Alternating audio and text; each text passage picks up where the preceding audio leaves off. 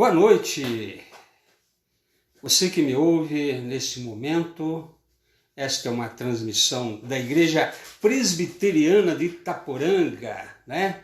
Nesse culto vespertino do dia 22 de março de 2020. E nós vamos iniciar o nosso culto online, né? Fazendo uma liturgia aqui, né? Vamos fazer a leitura do Salmo 122, versículo 1. Alegrei-me quando me disseram, vamos à casa do Senhor. Né? Sempre a gente citava desde criança esse versículo, né? E agora faz mais sentido ainda para nós, né? Quando um dia nos convidarem novamente para podermos celebrar os nossos cultos lá naquele local de costume, né? Vamos nos alegrar bastante por podermos participar lá novamente, mas aqui é culto também, né? E sua casa se transforma num culto nesse momento e nós vamos celebrar o nome do nosso Deus. Nada impede, né, a divulgação da palavra, nada impede que louvemos o nosso Deus, né? Nada impede a alegria de servir ao Senhor. Para nós está tudo bem, né? Seja na Amazônia, seja no deserto, numa grande cidade, numa cidade pequena, dentro de uma casa, de uma choupana, numa caverna, nas catacumbas, como em Roma antiga. Louvar o Senhor é muito bom, né? Estar com o povo de Deus, mesmo num grupo pequeno, 2, 3 pessoas, né? O Senhor está presente. E nós vamos cantar o hino 28 aqui, né? Hino 28. Você já acostumou que eu faço isso aqui, né? Não vou colocar vídeo, né? Sob o risco de ser processado por direitos autorais. Então, nada melhor que cantar os nossos hinos mesmo. E o hino 28, né? Assim, tuas obras te coroam como um halo de esplendor, astros, anjos, céus entoam, hino eterno a ti, Senhor. Campos, matas, vales, montes, verde outeiro e verde mar, aves e sonoras fontes formam coro singular.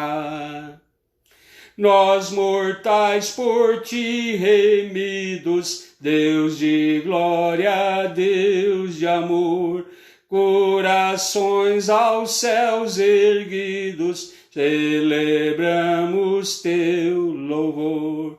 Revelaste amor profundo, insondável, sem igual, enviando Cristo ao mundo a vencer por nós o mal. Fonte és de alegria e vida, és do bem o inspirador. Tua graça nos convida a viver em mútuo amor. Quais alegres peregrinos, sempre em marcha triunfal, cantaremos gratos hinos na jornada até o final. É isso, estamos peregrinos aqui, vamos cantar, né? Gratos hinos àquele que nos salvou, nos redimiu, nos deu a vida eterna. A nossa alegria está no Senhor, nosso Deus mesmo, né? Por isso vamos orar, vamos invocar o nome do nosso Deus. Senhor, Deus Todo-Poderoso, em nome do Senhor Jesus, louvado seja teu grande nome. Nós aqui, Pai, em igreja, sim, em igreja, cada um no seu lar, pessoas se reunindo nesse momento, para esse momento de culto, de adoração, de ouvir a palavra, somos a sua igreja reunida. E que o Senhor nos reservou, ó Pai, esse método para que nesse período difícil, complicado da história não só do nosso país, da humanidade, pudéssemos ter acesso à casa das pessoas através desse meio. Por isso, Pai, nós somos gratos ao Senhor por isso e nos alegramos no Senhor essa noite também. Venha fortalecer as nossas vidas, as nossas almas, venha renovar o nosso ser, venha dar paciência nesse período complicado, venha renovar o nosso espírito, nossa alma, venha fazer de nós, ó Pai, a cada dia crentes mais verdadeiros e sinceros. Quebranta os nossos corações, nos tira da letargia, da acomodação, nos tira da frieza espiritual, de uma situação de mornidão espiritual. Nos faça, Senhor, realmente avivados para o Senhor, porque quando terminar esse período queremos, ó Pai, que seja diferente, Senhor, a nossa realidade espiritual, que seja, ó Pai, mais engajada a nossa participação no reino de Deus. Por isso, Pai, nós invocamos o Seu nome essa noite e te pedimos em nome de Jesus. Amém. Queridos, o texto da mensagem é Lucas, capítulo 23, 33 a 49. Texto grande, né? Texto grande. Lucas 23, 33 a 49. Você pode pegar a sua Bíblia aí, né? Se não, ouça a leitura. Quando chegaram ao lugar chamado Calvário, ali o crucificaram, bem como aos malfeitores, um à direita, outro à esquerda. Contudo, Jesus dizia: Pai, perdoa-lhes, porque não sabem o que fazem. Então, repartindo as vestes dele, lançaram sortes. O povo estava ali e a tudo observava. Também as autoridades zombaram e diziam: salvou os outros, a si mesmo se salve. Se é de fato Cristo de Deus, né?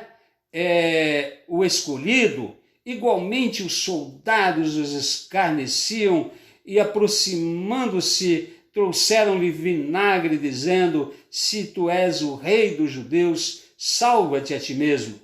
Também sobre ele estava esta epígrafe, né? Em letras gregas, romanas e hebraica: este é o rei dos judeus. Um dos malfeitores crucificados blasfemava contra ele, dizendo: não és tu o Cristo? Salva-te a ti mesmo e a nós também. Respondeu-lhes, porém, o outro, repreendendo-o, dizendo: nem ao menos temes a Deus estando sob igual sentença? Nós, na verdade, com justiça, porque recebemos o castigo que os nossos atos merecem, mas este nenhum mal fez. E acrescentou: Jesus, lembra-te de mim quando vieres no teu reino. Jesus lhe respondeu: em verdade te digo que hoje estarás comigo no paraíso. E já era quase a hora sexta, e escurecendo-se o sol, houve trevas sobre toda a terra até a hora nona, e rasgou-se pelo meio o véu do santuário. Então Jesus clamou em alta voz: Pai, nas tuas mãos entrego o meu espírito. E dito isto, expirou. Vendo o centurião que tinha acontecido, deu glória a Deus, dizendo: verdadeiramente este homem era justo. E todas as multidões reunidas para este espetáculo, vendo o que havia acontecido, retiraram-se a lamentar, batendo nos peitos.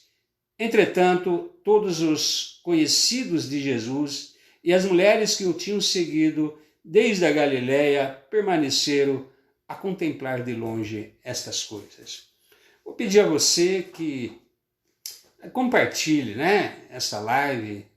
Outras pessoas também podem ser alcançadas dessa forma, com a ministração da palavra, né? O mínimo que todos nós podemos fazer é permitir que mais pessoas tenham acesso à exposição da palavra de Deus. Vamos orar.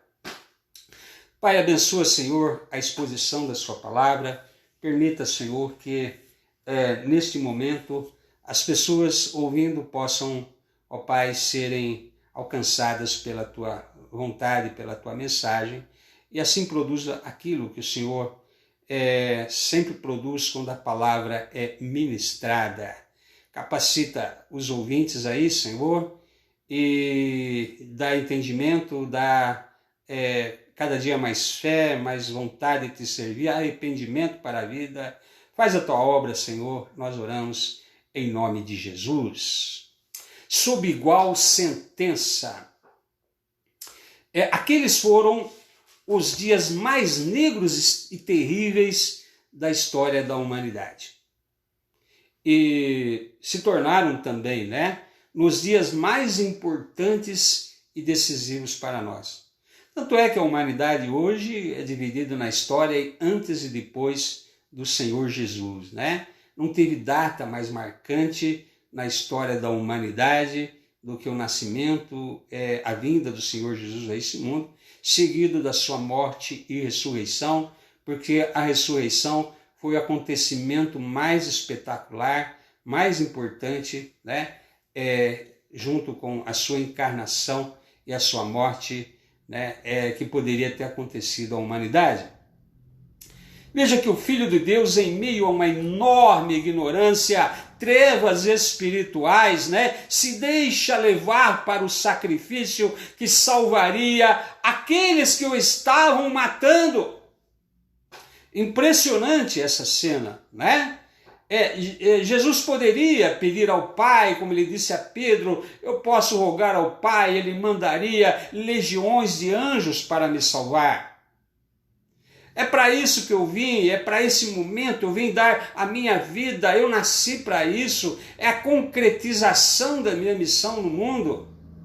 E Jesus se deixa levar como ovelha para o matadouro, as pessoas na sua ignorância zombando, criticando, bullying, judiando, havendo toda uma série de situações pelas quais elas não estavam compreendendo aquele momento, elas estavam ali totalmente alheias à vontade de Deus para aquilo que estava acontecendo. Julgavam que estavam condenando alguém blasfemo, julgando alguém que era um impostor, que se dizia ser o Cristo, alguém que pior, dizia ser filho de Deus. Achavam que a condenação dele era por isso mesmo merecida, e aquelas pessoas na sua ignorância estavam assim, então, presenciando o acontecimento que permitiria a salvação delas também, Veja que aquelas pessoas estavam representando a humanidade como um todo, Não vá culpar aquelas pessoas, Eles representaram a humanidade ali, João disse que o Messias, o Cristo, o Verbo de Deus, veio ao mundo e o mundo não o reconheceu, O mundo o rejeitou, E essa rejeição foi sumamente concretizada naquele momento em que decidiram matá-lo. Ele não contemplava outra coisa, senão o tremendo impacto que a sua morte e ressurreição traria ao seio da humanidade. Deve ter sido uma coisa muito complicada. Eu estou indo à cruz salvar essas pessoas que me maltratam, essas pessoas que zombam de mim, Eu estou indo morrer por elas, dar a vida por elas, E tenho que suportar toda essa carga de pressão, de ignorância, de ódio contra a minha pessoa.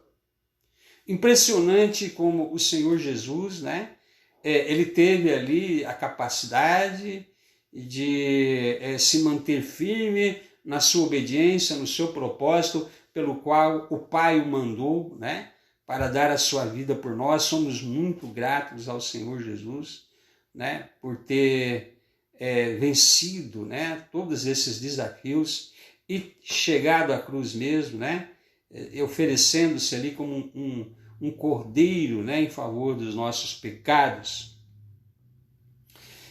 O propósito da sua missão, então, estava chegando, realmente aos seus momentos decisivos.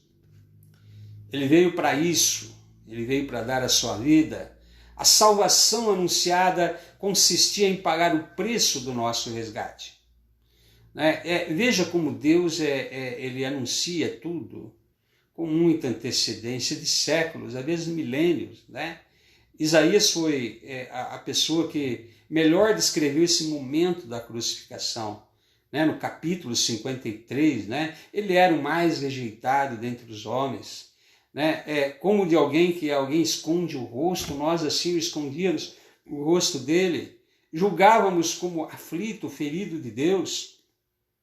Contudo, ele morreu pelos nossos pecados, o castigo que nos traz a paz estava sobre ele, e pelas suas pisaduras fomos sarados. Todos nós andamos desgarrados como ovelhas, cada um se desviava pelo caminho, mas Deus fez cair sobre ele a iniquidade de todos nós. Está tudo ali. Mais de 300 profecias a respeito de todos os detalhes da vida do Senhor Jesus, nascimento, vida, ministério, morte, ressurreição. Ele era o homem mais aguardado da história, aquela pessoa que Deus havia prometido desde que Adão e Eva pecaram, que da semente da mulher nasceria aquele que esmagaria a cabeça da serpente, o proto-evangelho ali, o início do evangelho. Já chamou Abraão prometendo isso, que em Abraão seriam benditas todas as famílias da terra. E a revelação de Deus a respeito dessa pessoa que viria, do Senhor Jesus, foi sendo progressivamente feita. Revelou a Moisés, revelou a Davi, revelou aos profetas. Jesus, de uma forma, estava ali então pronto para concretizar o propósito, o objetivo, que na verdade, as Escrituras dizem que o Cordeiro foi morto antes da fundação do mundo. Deus nunca é pego de surpresa, Deus tem tudo planejado, e isso é impressionante quando nós observamos como isso de fato acontece no mundo em que vivemos, na história. A palavra de Deus é verdadeira por isso.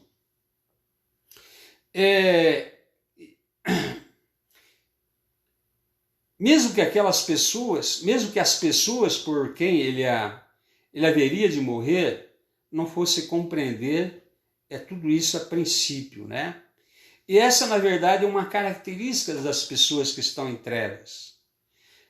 Não compreender o sacrifício da cruz é libertador.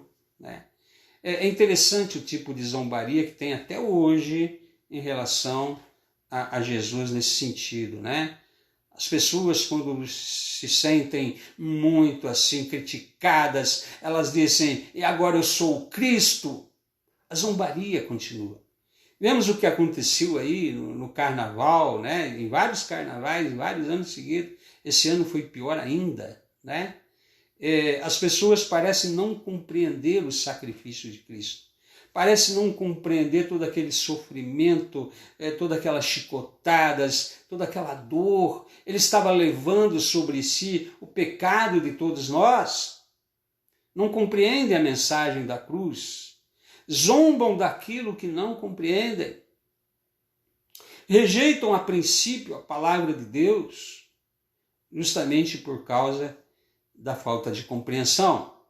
Deus precisa abrir a mente e o coração para que a pessoa compreenda a mensagem. Foi o que Lucas, em Atos, referiu-se a respeito de Lídia, A primeira europeia a se converter, Deus abriu o entendimento, o coração de Lídia, para compreender a mensagem que Paulo trazia. E a primeira reação de Jesus em favor daquelas pessoas foi de interceder por elas. Jesus é maravilhoso, Ele sabia que o Pai estava irado. Ele sabia que o Pai, diante daquela loucura toda que estavam fazendo com o seu filho, embora tenha sido determinação do Pai,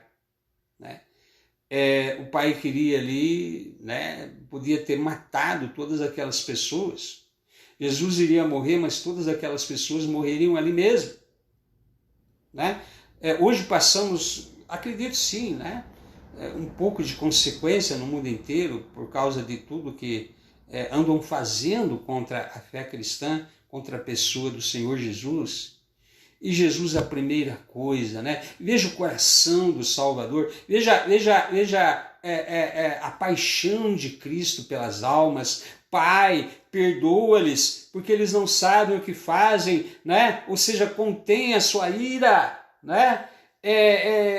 Jesus estava preocupado em salvar aquelas pessoas antes mesmo de morrer. Na sua intercessão diz que elas viviam em trevas, na ignorância. O Senhor sabe que elas são ignorantes. É por isso mesmo que eu vim aqui, afinal de contas, eu estou indo à cruz por causa delas. Isso é amor, isso é um sentimento extraordinário. Ele poderia dizer isso mesmo, Pai, né? Eu vou morrer, mas essas pessoas precisam ser castigadas pelo que estão fazendo comigo. Esse não foi o sentimento do Senhor Jesus.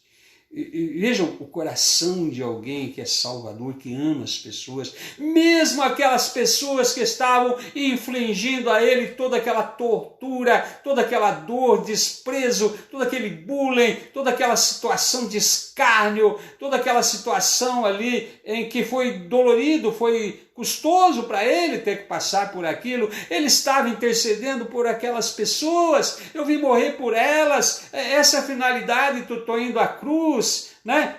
Poupa a vida dessas pessoas. Perdoa-lhes.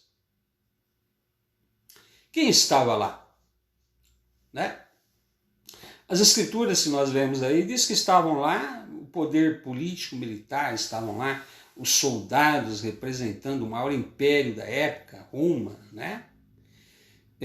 Roma participou, né? Dando o seu julgamento, Pilatos lavou as mãos.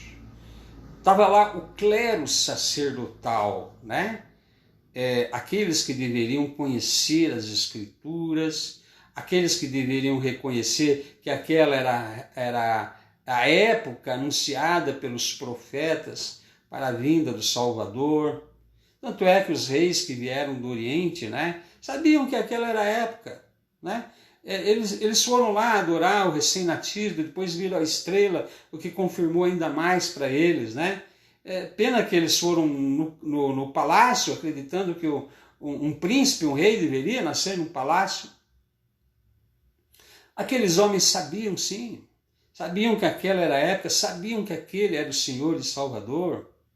As Escrituras afirmam que eles ficaram com medo de perder o seu lugar de prestígio junto à sociedade, como aqueles que representavam a Deus.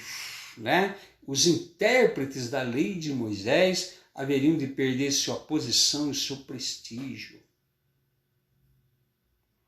O povo, em geral, estava lá. Né? Novamente eu digo, não é o caso de criticar aquelas pessoas ali, viu, irmãos? Na verdade, eles estavam representando a humanidade, estavam representando ali todos nós, mas estávamos ali. Né? A humanidade estava representada ali através daquelas pessoas. E até mesmo os criminosos estavam ali. É interessante que o diálogo entre os dois criminosos, né? Um dos malfeitores crucificados blasfemava contra ele, dizendo: não és tu, Cristo, salva-te a ti mesmo e a nós também. Entrou na onda, né?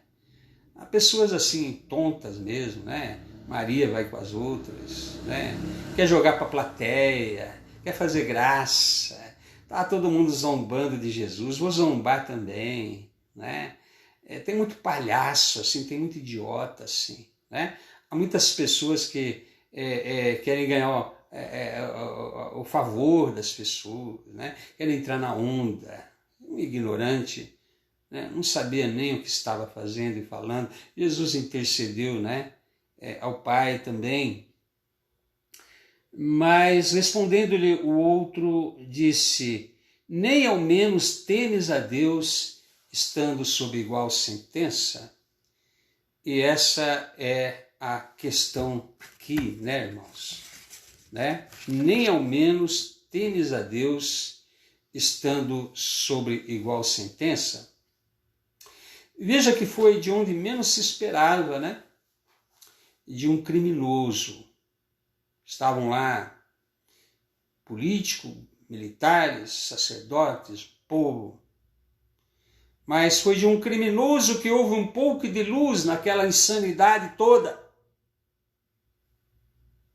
Nem ao menos temes a Deus, estando sob igual sentença. E ele estava se referindo ao fato de que ambos estavam sendo ali sentenciados ao lado de Jesus à morte. Mas numa metáfora para todos nós, né?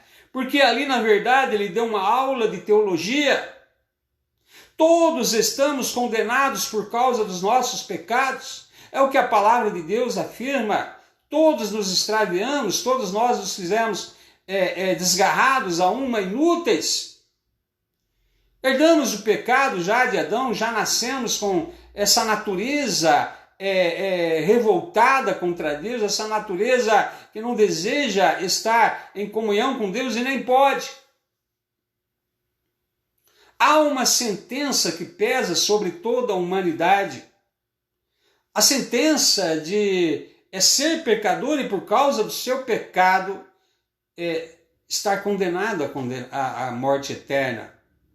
A ira de Deus, né, pesa sobre toda a humanidade por causa do seu pecado. Há uma sentença que é igual para todos nós, afinal de contas. Sei que o ladrão estava se referindo apenas à situação dele e do outro ladrão ali, junto com Jesus sendo condenados, mas ele foi muito feliz, porque essa mesma sentença pesa sobre toda a humanidade, e nem ao menos você teme a Deus, sabendo que você está sob igual sentença de condenação. Eu costumo descrever, já usando aí essa comparação de tribunal, de pessoas aí condenadas à morte. Imagina uma pessoa, você assiste muito filme americano, né? É condenado à cadeira elétrica, ele está lá aguardando a sentença, porque já está condenado, mas só está aguardando a execução da sentença lá no corredor da morte. Então já é uma pessoa condenada, já foi julgado e condenado, porque o seu pecado condena. Só aguarda o momento em que será condenado. E aí vamos supor que chegasse uma pessoa, algo bem improvável, muito improvável mesmo, chegasse e dissesse para o seu juiz: olha, seu juiz, eu gostaria de morrer no lugar daquele homem. Simplesmente porque eu amo. Ninguém faz isso, né? Ninguém é capaz de morrer, quem sabe até por uma pessoa que você ama, vai lá, mas por um pecador, por um criminoso. Ninguém vai dar a sua própria vida por um criminoso. E Paulo diz isso em Romanos: Deus prova o seu próprio amor para conosco pelo fato de Cristo Jesus ter morrido por nós, sendo que nós ainda éramos pecadores. Todos sobre a mesma sentença. E vamos imaginar o seguinte, que aquele homem já condenado, se o juiz aceitasse, né, que o outro morresse em seu lugar, porque o que interessa é que um crime foi praticado e tem que ser, alguém tem que pagar por ele. Geralmente quem realmente condenou, né, quem o praticou, mas morre tanto inocente, né? E vamos supor que aquele homem, então, que não tinha mais chance nenhuma, esperança nenhuma, passou a ter pelo menos uma. Se ele aceita que aquele homem morra em seu lugar, ele sai com vida, ele que estava condenado à morte. Mas se ele diz: não, senhor juiz, não é justo, fui eu que pequei, né? Estou merecendo justamente a condenação da morte por causa dos meus pecados, esse homem aí nada fez para morrer no meu lugar. Então você estava condenado, e condenado você está, e você vai morrer. Mas se você aceita a oferta generosa, amorosa daquela outra pessoa que não merecia morrer, né, em favor de um pecado que é seu, você vai entender essa mensagem do amor de Deus através da sua morte vicária, substitutiva. O justo morreu pelos injustos, né? Aquele que não tinha pecado morreu pelos pecadores, né? A sentença de morte foi executada sobre ele, não sobre aqueles que aceitam a sua graça, são alcançados pela sua misericórdia. Nós então, na verdade, com justiça, né? Se formos condenados, mas Jesus nenhum mal fez, né? Com aquele único homem condenado na cruz, né? Teve toda essa lucidez, essa iluminação, naquele momento tão terrível, nenhuma voz se levantando a favor de Jesus, quase todos os discípulos fugiram, né? Pedro negou a Jesus, só ficou ali João junto com Maria e outras mulheres. E Deus levanta aquela voz como um testemunho, né? Daquilo que na verdade estava acontecendo ali. E ele foi mais longe, né? Como entendendo que Jesus realmente era o Salvador, o Cristo. Ele parece que tinha certeza que Jesus haveria de ressuscitar. Tanto que no versículo 42, né, ele acrescentou: Jesus, lembra-te de mim quando vieres no teu reino. Jesus estava morrendo ali. Da onde que ele tirou que Jesus voltaria, que estabeleceria, né, o seu reino? Ele cria não somente que Jesus estava morrendo injustamente pelos pecados dele, inclusive, mas cria firmemente que Jesus era o Senhor, o Salvador, o Cristo, e que aquela morte não haveria de ser o fim para Jesus. A morte não poderia ter o poder de retê-lo. Ele cria que Jesus iria instaurar o seu reino ainda, mas veja, para os discípulos todos morreu, acabou. Né? Logo em seguida, alguns foram para Emaús, onde havia lá termas, né? Foram relaxar, Pedro foi pescar. E aquele homem tinha certeza que não era o fim para Jesus. Aquele homem tinha certeza da ressurreição de Jesus. Lembra-te de mim quando entrares no teu reino.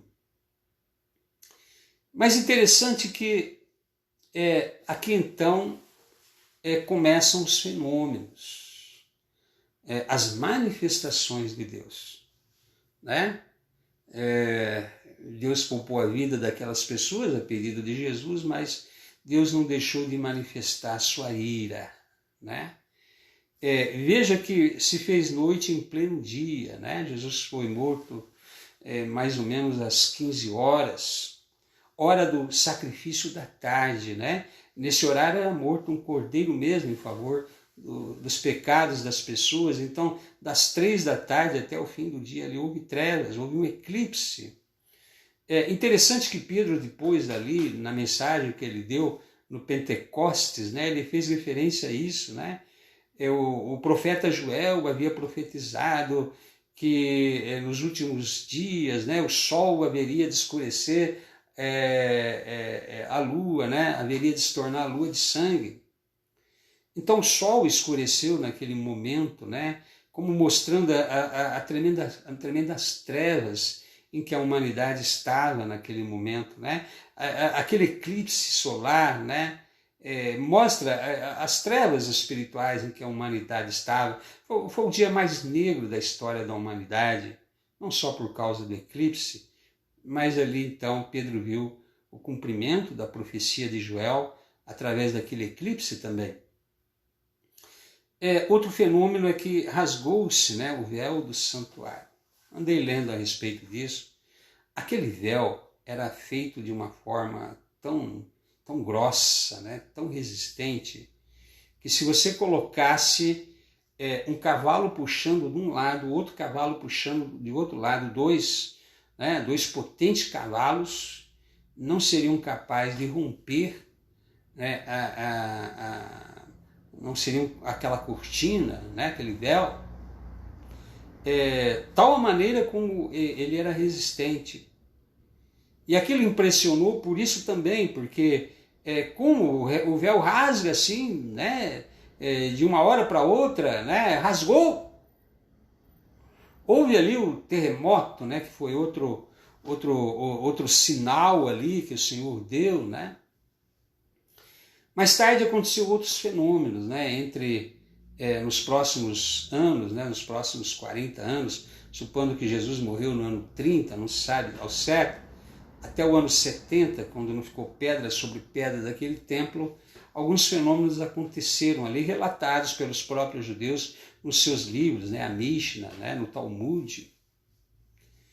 Diz que aquela lã, né, você conhece aquele primeiro capítulo de Isaías, né? Ainda que os vossos pecados sejam como a escarlate, elas se tornarão como brancas como a lã. Porque era colocado, né, uma fita escarlate no bode que haveria de ir para o deserto, e outra colocava ali no Santo dos Santos, ali naquela cortina. Interessante que aquela lã vermelha se tornava branca.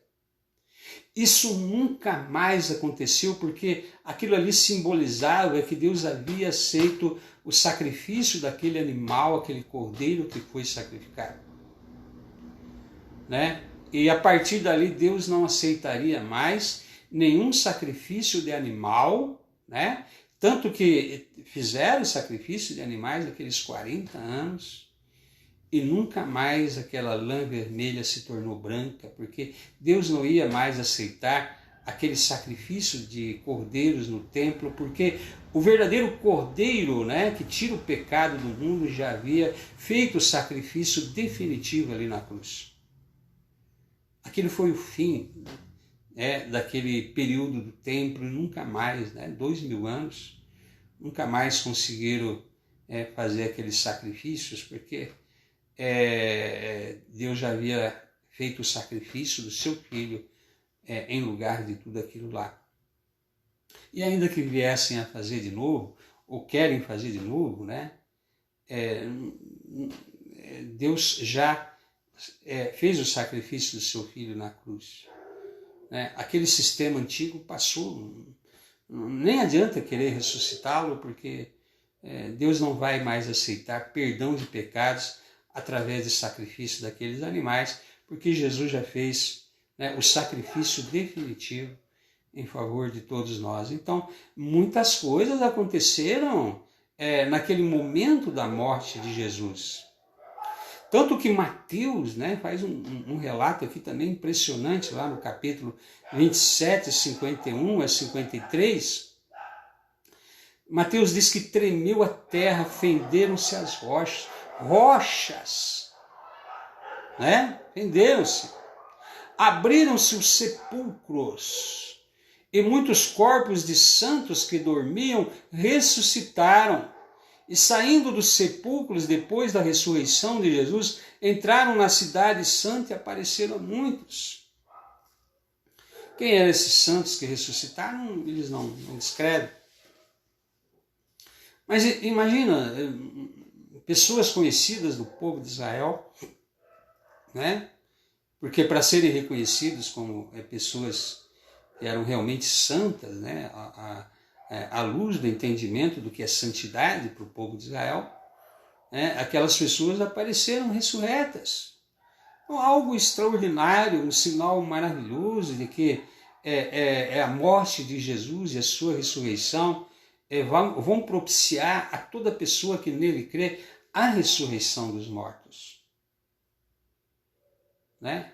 Aquelas pessoas foram lá para ver um espetáculo, né? E é interessante que elas começaram a se lamentar quando começaram a ver todas essas coisas. Vendo o centurião o que tinha acontecido, deu glória a Deus, dizendo: verdadeiramente esse homem era justo. O que nós fizemos? Né? E todas as multidões reunidas para esse espetáculo, o espetáculo da crucificação, vendo o que havia acontecido, retiraram-se a lamentar, batendo nos peitos. O que nós fizemos? É interessante como a intercessão de Jesus em favor a Deus de perdoar aquelas pessoas já se mostra aqui, né? O arrependimento do que fizeram. Mais tarde, lá no discurso de Pentecostes, porque essas pessoas que estavam lá por ocasião da Páscoa, né, viam pessoas no mundo inteiro, às vezes 1 milhão, 2 milhões de pessoas, né, presenciaram a morte, o julgamento de Jesus, ficaram em sua maior parte, mais 50 dias lá, para a festa seguinte, que é a festa do Pentecostes, porque naquele tempo as viagens, você não tinha essa facilidade de hoje, vai e volta. Você fazia uma viagem distante e aproveitava as 2 festas e depois voltava. E Pedro falou: vocês crucificaram o Senhor da glória. Todos esses sinais que aconteceram no momento da crucificação, Joel já tinha previsto. Esse sinal agora da descida do Espírito Santo, Joel já havia previsto, né? O Salvador veio e vocês o mataram, vocês o crucificaram por mão de iníquos. Eles já estavam, né, já bastante contristados e arrependidos naquele momento em que todos os acontecimentos que Deus despejou naquele momento já havia provocado neles, né, um lamento. E com o discurso de Pedro a respeito da confirmação de que Jesus ressuscitou e que Deus despejou o Espírito Santo como mais uma evidência da messianidade de que ele era o Salvador. Aquelas pessoas então caíram em si de vez, né? O que faremos? Matamos o Senhor da glória. Há um crime pior do que esse? Deus nos perdoaria por ter feito o que fizemos? Pedro disse: olha, foi por desígnio de Deus, viu, irmãos? Deus já havia designado que Jesus, o Salvador, haveria de morrer. Mas isso não anula a responsabilidade de vocês, porque foram vocês que o mataram. Mas arrependam-se. Arrependam-se e cada um de vós seja batizado, né, para a remissão dos pecados.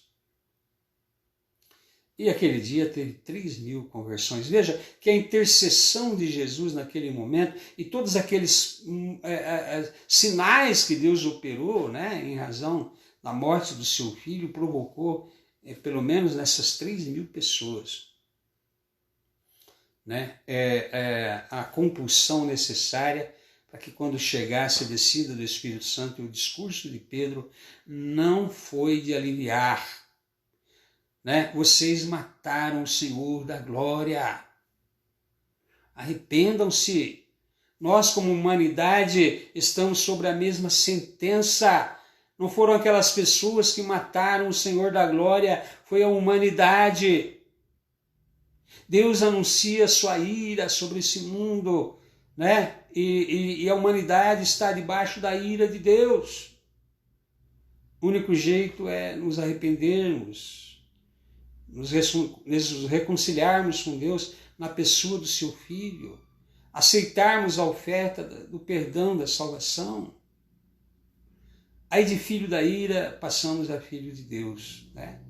Olha como Deus é maravilhoso, né? Transformou homens ímpios, cruéis, malignos, que mataram seu filho. Deus aceitou como seu filho também, com os mesmos direitos de herança que o próprio Senhor Jesus. Conta-se uma história no mundo árabe que um árabe ali recebeu em sua tenda um homem que estava aflito, correndo, pediu segurança, abrigo na tenda daquele homem. Ele aceitou, deu proteção e abrigo àquele homem. Daí meia hora chegou ali algumas pessoas que estavam atrás daquele homem e viram que entraram na tenda, e viram que ele entrou na tenda daquele homem. Disse: o senhor sabe quem é esse homem aí? Quem é? Esse homem aí matou seu filho. E o senhor está protegendo ele, abrigando ele na sua tenda. Então agora entregue para nós, para que nós matemos esse homem. Falou: de jeito nenhum. Ele pediu a minha proteção. Ninguém vai matar esse homem, não. Né? Ele pediu a minha proteção, e eu dei a minha proteção, e ele não será morto por vocês. Mas ele matou o seu filho? Não tem importância. A minha palavra foi dada a ele, e ele viverá. É assim. Estamos sob igual sentença da morte do Filho de Deus. E ainda assim ele nos perdoa e nos aceita como filho, estende sua proteção e cuidado sobre nós.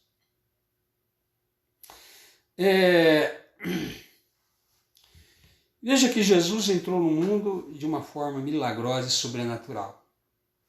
Né? Foi gerado em Maria, uma forma sobrenatural. Anjos, quando ele nasceu, em coro anunciaram o seu nascimento. Né? E também sairia desse mundo de forma sobrenatural, né? Ressuscitando dos mortos, ascendendo aos céus.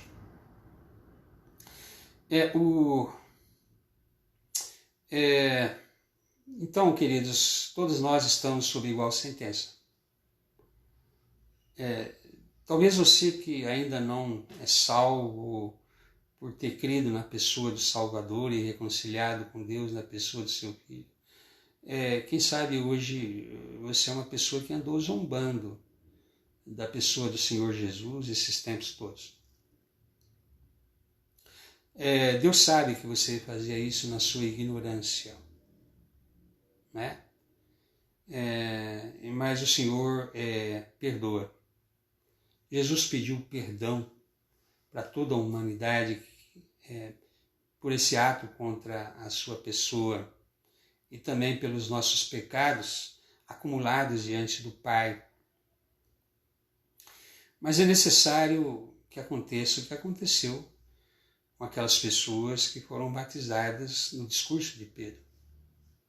Compungir o coração, ter noção do seu estado espiritual diante de Deus, né? Arrepender-se, porque você já está condenado à morte. E por isso que só Jesus salva. Quem sabe agora você finalmente entendeu essa expressão, né? Salvação só em Jesus, porque foi Ele que morreu pelo meu pecado, pelo seu, né? Ele que morreu no meu lugar e no seu. Precisa reconhecê-lo como Senhor, Salvador e Mestre.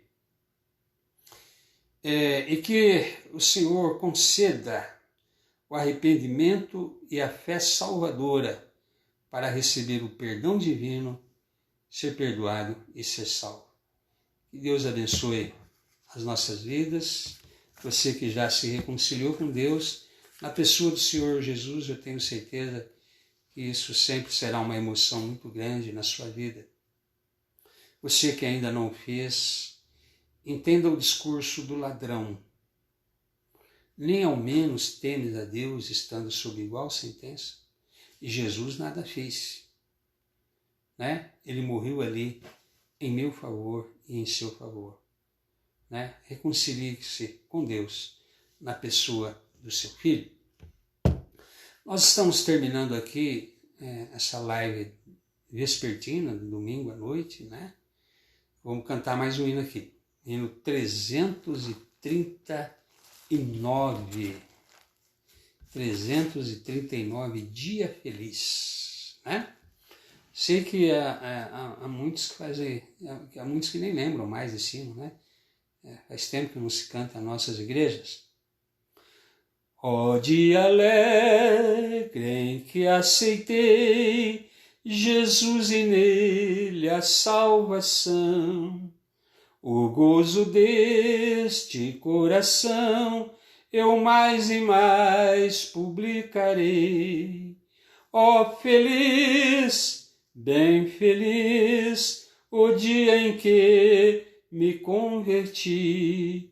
Jesus me ensina a vigiar e confiado nele a orar.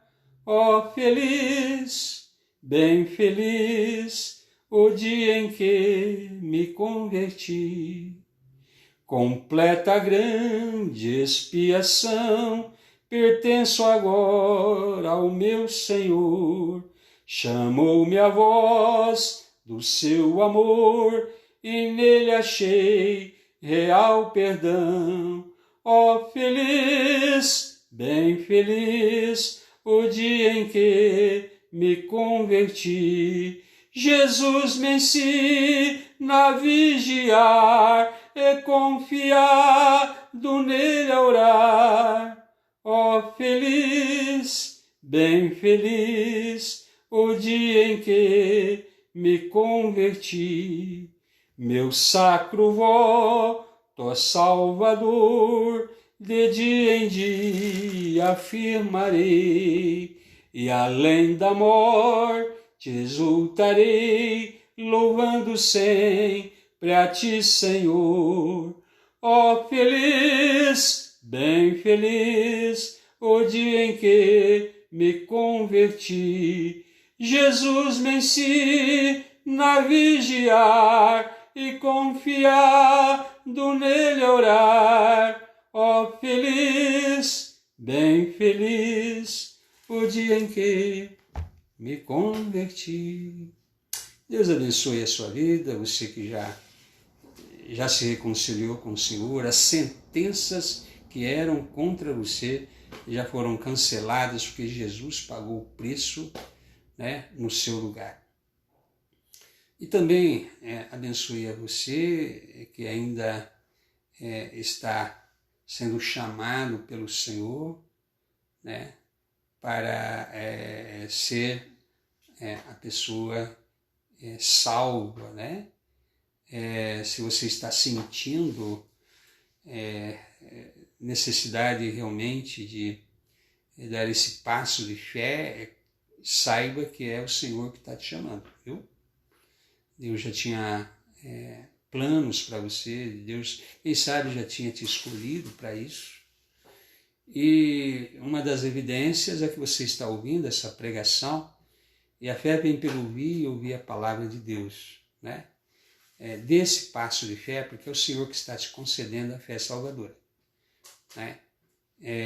Aproveite, ore aí na sua casa, peça perdão pelo seu pecado e peça que o sangue de Jesus seja também concedido como um ato de limpeza, salvação, misericórdia para com a sua vida, e convide, né, o Senhor Jesus a entrar na sua vida como Senhor e Salvador.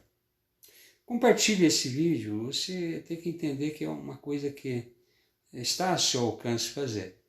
Nós vamos encerrar aqui com uma oração e uma bênção para você. Senhor, nosso Deus e Pai, estamos encerrando esse culto da noite online. É diferente, né, para todos nós isso, mas o Senhor tem usado esse método para alcançar pessoas que, do contrário, jamais iriam até a igreja, ao templo, melhor dizendo. E o Senhor tem a sua maneira de fazer com que saiamos das quatro paredes e atinjamos a ordem do Senhor, né, de ir por todo mundo e pregar o Evangelho. Esse é um ato de pregar o Evangelho a toda a humanidade, tendo essa possibilidade, esse alcance. Por isso agradecemos, Senhor, porque o Senhor, na sua sabedoria, tem permitido que a sua igreja seja tratada nesse tempo de confinamento e, ao mesmo tempo, que mais pessoas possam ouvir a palavra. Temos mais uma semana de confinamento aí, difícil. Todos nós vamos precisar de uma graça maior. Estenda a sua mão, Senhor, para abençoar. Que a graça do Senhor Jesus, o amor de Deus o Pai, a eterna consolação do Espírito Santo sejam sobre você que está me ouvindo, desde agora e para sempre. Amém. E Deus abençoe.